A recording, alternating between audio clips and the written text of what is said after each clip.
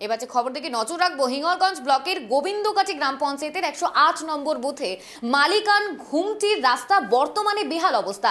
দীর্ঘদিন সংস্কারের অভাবে রাস্তা এখন খানাখন্দে ভরা। বর্ষার সময় কোমর সমান জল ও কাদা মানুষকে নিত্যদিনে দুর্ভোগে ফেলছে। অসুস্থ রোগীকে কাঠের দোলনায় চাপিয়ে জল কাদা পেরিয়ে যোগেশগঞ্জ স্বাস্থ্যকেন্দ্রে নিয়ে যেতে হচ্ছে। সেখান থেকে গুরুতর রোগীদের কলকাতায় স্থানান্তর করা হয়। এলাকায় সাপ ও পোকামাকড়ের উপদ্রব বেড়েছে। স্কুল পড়ুয়া থেকে বৃদ্ধ গর্ভবতী নারীরা সবাই চরম সমস্যায়। রাস্তা সংস্কারের দাবিতে সম্প্রতি স্থানীয় বাসিন্দারা বিক্ষোভ দেখান।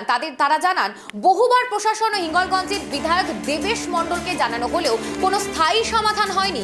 তাদের অভিযোগ, বিধায়ক শুধুমাত্র আশ্বাস দিয়ে থাকেন, কাজের কোনো অগ্রগতি নেই।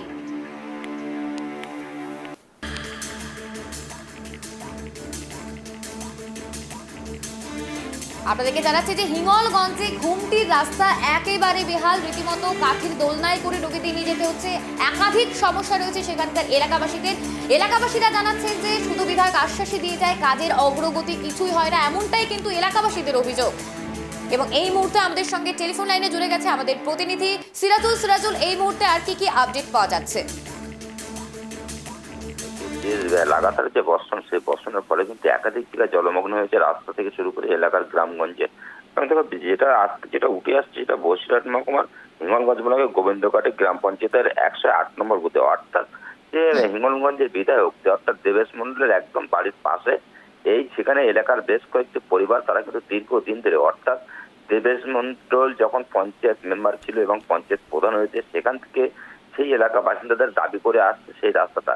দেখো, যেটা দেখা যাচ্ছে যে এই রাস্তা নেই বলেই দোলনা করে একজন রুগীকে তাকে কিন্তু দোলনা করে রীতিমতো তা কিন্তু হসপিটালে নিয়ে যাচ্ছে, যোগেশগঞ্জে একটি হসপিটালে।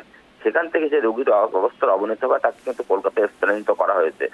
দেখো, এই যে রুগী যে অসুস্থ অবস্থা, এই যে নিয়ে যাচ্ছে, এবং বহুত ঘুরপথে তারা কিন্তু এই হিঙ্গলগঞ্জের মানুষদের কলকাতায় নিয়ে যেতে গেলে বহুত ঘুরপথে যেতে হয়, অর্থাৎ বেশ দীর্ঘক্ষণ, অর্থাৎ সকালে বার হলে প্রায় বিকালের দিকে তাদেরকে কলকাতায় পৌঁছতে হয়। এরকম একটা জায়গায় দাঁড়িয়ে সেই জায়গায় যদি রাস্তার হাল বেহাল দশা হয়, তাহলে সাধারণ মানুষ যাবে কোথায়? এই নিয়ে দেবেশ মন্ডল সহ এলাকার বিভিন্ন নেতৃত্ব থেকে দেবেশ মন্ডল বিধায়ক এবং এলাকার নেতৃত্বদের অনেক কিন্তু বারবার কিন্তু গ্রামের মানুষ কিন্তু জানিয়েছে। শুধু প্রতিশ্রুতি দিয়ে যায় দেবেশ মন্ডল যে এইবারে হবে, কিন্তু কোনো রকম ভাবে সেই রাস্তা হচ্ছে না। এই নিয়ে কিন্তু রীতিমতো ক্ষোভে ফেটে পড়েছেন সেই এলাকার মানুষ। এবং সেখান থেকে শুধু এলাকার মানুষ রুগী নিয়ে নেয়, ছোট ছোট বাচ্চা যারা প্রাথমিক স্কুলে পড়ে, তারা কিন্তু সকালে পড়াশোনা একদিকে ওই জলকাদার উপর দিয়ে, এবং একটা জলকাদার উপর দিয়ে এমনই একটা রাস্তা যেখানে পাশ দিয়ে সেকো করে দেওয়া আছে, সে পাশের সেকো করে যেতে হয়, এবং বৃষ্টিমাতে কিন্তু পাশের সেকো স্লিপ করে একাধিক দুর্ঘটনা কবলে পড়তে হয়, বাচ্চা থেকে শুরু করে বয়স্করা। এই নিয়ে রীতিমতো চাঞ্চল্য ছড়িয়েছে এলাকায়, এবং এলাকার মানুষ কিন্তু ক্ষুব্ধ হয়ে পড়েছেন বিধায়ক, অর্থাৎ বিধায়কের বাড়ির পাশে এরকম রাস্তা হওয়ায় এই নিয়ে রীতিমতো চাঞ্চল্য ছড়িয়েছে। পাশাপাশি এটা নিয়ে কিন্তু কটাক্ষ করতে ছাড়ছেন না বিরোধী দল। তারা বলছে, বিধায়কের বাড়ির পাশে দীর্ঘদিন ধরে এই যে রাস্তা, এবং বেশ কয়েকটি পরিবার তারা দীর্ঘদিন দাবি করে আসছে বছরকে বছর, এই রাস্তাটা কেন হচ্ছে না সেটা বুঝতে পারছি না। এখন পাশাপাশি দেবেশ মন্ডল যেটা বলতে চেয়েছেন যে এটা বেশ কয়েকটি পরিবার আছে, আমাদেরকে বলেছে, তবে রাস্তার কাজ শুরু হয়েছে, কিন্তু দেবেশ মন্ডল কি তাহলে সাফাই দিয়ে গেল? আর বর্ষার সময় কেন রাস্তায় এখন শুরু হবে, কিভাবে শুরু হবে? তিনি কিভাবে বললেন যে বর্ষার সময় রাস্তার কাজ শুরু হয়ে গেছে? বর্ষায় তো কোনো রাস্তার কাজ হতে পারে না। আর যেখানে আমরা দেখতে পাচ্ছি যে ছবি, সেখানে কিন্তু জল কাদায় ভর্তি, সেখানে কোনো রাস্তা এই মুহূর্তে হওয়ার কোনো সম্ভাবনা নেই। কিন্তু দেবেশ মন্ডল সাফাই দিয়ে গেছেন যে রাস্তার কাজ শুরু হয়ে গেছে। তিনি এটা কিন্তু কয়েক বছর ধরে, অর্থাৎ তিনি যখন পঞ্চায়েত মেম্বার ছিলেন, পঞ্চায়েত প্রধান হয়েছেন, সেখান থেকে বিধায়ক হয়েছেন, সেখান থেকে একের পর এক প্রতিশ্রুতি ভাওতা দিয়ে যাচ্ছেন। এবং এই নিয়ে কিন্তু রীতিমতো যথেষ্ট এলাকায় কিন্তু চাঞ্চল্য তৈরি, এই নিয়ে রীতিমতো এলাকাবাসী কিন্তু বিক্ষোভ দেখাতে শুরু করেছে। সুপ্রিয়া, ধন্যবাদ সিরাজুল তোমাকে। আমাদের প্রতিনিধি যেমনটা জানিয়েছে, হিঙ্গলগঞ্জের ঘুমটি রাস্তার বেহাল অবস্থা, এবং বারংবার প্রশাসনকে জানিয়েও মেলেনি কোনো সুরাহা। এই জন্যই কিন্তু এলাকাবাসীরা একেবারে ক্ষুব্ধ, এবং রীতিমতো আপনারা দেখতে পাচ্ছেন যে বাঁশের দোলনায় করে কিন্তু রীতিমতো বৃদ্ধা রোগীকে নিয়ে যাওয়া হচ্ছে স্বাস্থ্য কেন্দ্রে। এমনই দুর্দশা এই গ্রামের, এমনই দুর্দশা, রীতিমতো একটা বাঁশের সাঁকো দিয়ে ভর করে কিন্তু যেতে হচ্ছে, এবং অনেক পরিমাণ জল, হাঁটু সমান জল, রীতিমতো এই জল পেরিয়েই কিন্তু তাদেরকে স্বাস্থ্যকেন্দ্রে তাদের নিত্য প্রয়োজনীয় জিনিসের জন্য কিন্তু যেতে হচ্ছে। এবং প্রশাসনকে এমনটাই এলাকাবাসীরা অভিযোগ করছে যে প্রশাসনকে বারংবার জানিয়ে, বিধায়ককে বারংবার জানিয়ে শুধু আশ্বাসই মিলেছে, সুরাহা কিছু হয়নি।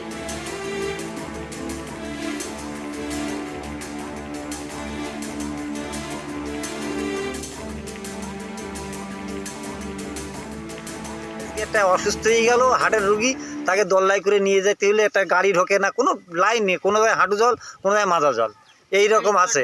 আর তোমার আমাদের এমএলএ সাহেব যে সময় প্রধান ছিল সেই সময় আমরা এই রাস্তা দিয়ে ফুলির মালা দিয়ে গলায় দিয়ে নিয়ে গিয়েছি।